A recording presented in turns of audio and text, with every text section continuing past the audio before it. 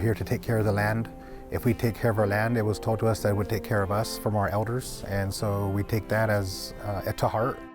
James Kinter is the senior advisor of the Yocha Dehe Wintun Nation.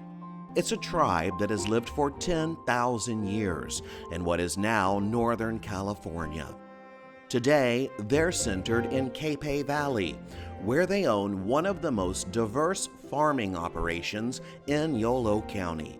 They produce olive oil and other products under the Seca Hills name.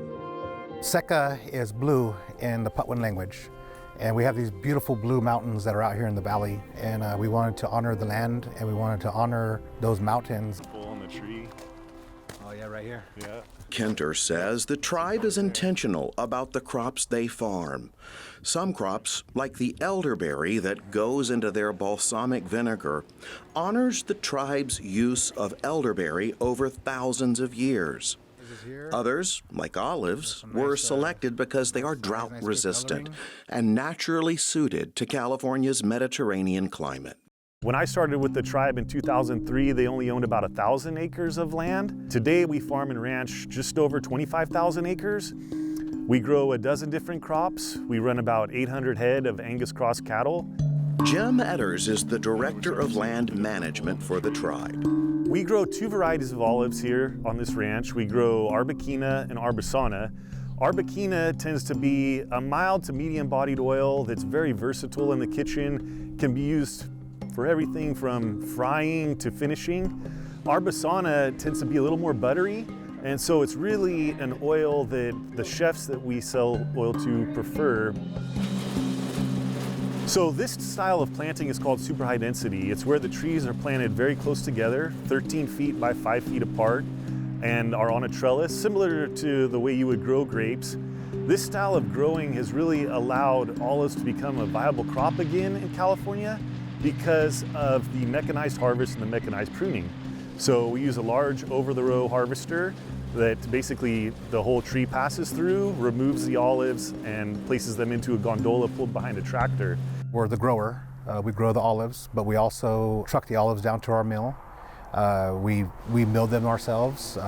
We separate the oil from all the different pumice and stuff ourselves and do the whole production here on site. And we also bottle and do everything here as well.